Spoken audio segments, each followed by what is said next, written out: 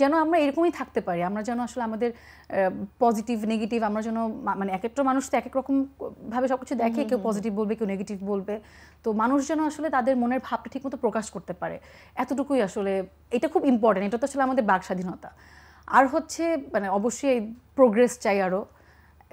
অনেক স্টুডেন্ট প্রাণ হারিয়েছে, তো তাদের অনেকে আছে যে আসলে মানে শিশু থেকে শুরু করে যাদের মৃত্যু আসলে খুবই কষ্ট দিয়েছে আমাদেরকে, তো তাদের হত্যার বিচার চাই।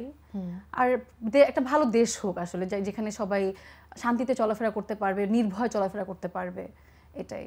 ওকে, আমি যদি অন্য প্রসঙ্গে যাই, অনেক তারকারা রাজপথে নেমেছেন, আমি 1 আগস্টের কথা বলতে পারি, এবং তুমি খুব ফেসবুকে সরব ছিলে, যদিও রাজপথে দেখা যায়নি, বাট একটা বিষয় যেরকম আমরা কজন খুব সিনিয়র তারকাকে দেখেছি যে তারা বাংলাদেশ টেলিভিশনের সামনে গিয়েছিলেন, এবং সেটা নিয়ে তুমি একটা মন্তব্য তোমার সামাজিক যোগাযোগ মাধ্যমে করেছো, সেটা নিয়ে অনেক নিউজ হয়েছে। সেই তোমার নিউজ নিয়ে আবার এক একজন এক এক মন্তব্য করেছেন, কেউ ইতিবাচক, কেউ বাহবা দিয়েছেন, কেউ আবার নেতিবাচকও বলেছেন যে সিনিয়রদেরকে এইভাবে না বলা যেত, আবার সিনিয়ররা যেটা করেছেন সেটাকেও অনেকে নেগেটিভলি বলেছেন। মানুষ তো, আমি নিরপেক্ষ জায়গা থেকে প্রশ্নটা করছি, তুমি এই ইতিবাচক কমেন্ট এবং নেতিবাচক কমেন্ট নিয়ে তোমার কি মন্তব্য? নেগেটিভ কমেন্টস আমি খুব একটা পাইনি, আর আসলে ওইটা আমি তো চেক করার মতো সুযোগ বা ওই সময়টা ছিল না।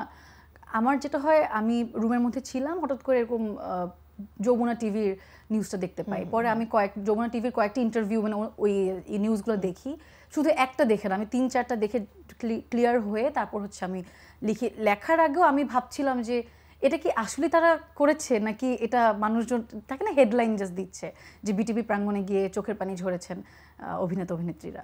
আই থট এটা আসলে মানে মনে হয় এটা হেডলাইন, পরে আমি গিয়ে দেখলাম আসলেই তাই। আর ওই টাইমে তো আসলে দেশের অবস্থা খুব ভালো ছিল না, খুব কষ্ট হচ্ছিল আসলে দেখে। তো যারা সিনিয়র আর্টিস্ট, যাদেরকে আসলে ছোটোবেলা থেকে দেখে থাকে না ভক্তি বা শ্রদ্ধা তাদের প্রতি ছিল, সো ওটা দেখে আমার কাছে একটু খারাপ লেগেছে। দেখেন সবাই কি বলেছে, ওই যে আমাদের যিনি শেখ হাসিনা যিনি ছিলেন স্বৈরাচার সরকার, সো উনি হচ্ছে বিটিভি কেন্দ্র গিয়েছে, মেট্রো রেলে গিয়ে কান্না করেছে। এরপরে হচ্ছে মানুষ এত বেশি এটা নিয়ে কিন্তু মানুষের কষ্ট পেয়েছে যে উনি ছাত্রদের নিয়ে না কান্না করে বা ছাত্রদের কাছে না গিয়ে সে এইসব জায়গায় একটা মানে সামান্য বস্তুতে ওদিকে গিয়ে সে কান্নাকাটি করেছে। তো সেম জিনিস তো আমাদের অভিনেতা অভিনেত্রীরা করলো, তো তাদের মধ্যে তো পার্থক্য কিছু নেই। সো ওই জায়গা থেকে খারাপ লেগেছে যে আচ্ছা, মানে আমি না জানতাম না যে এরা এইটা নিয়ে যে কেউ লিখে নেয় বা কেউ কথা বলে নাই। আমি সারাদিন পরেই ফেসবুকে ঢুকার পরে এটা দেখার পরে আমি জাস্ট আমার মনের ভাবটা আমি জাস্ট লিখি। লেখার পর আমি বুঝি নাই যে এটা আসলে এত বেশি মানুষের কাছে যাবে বা এটা নিয়ে এত আলোচনা সমালোচনা হবে।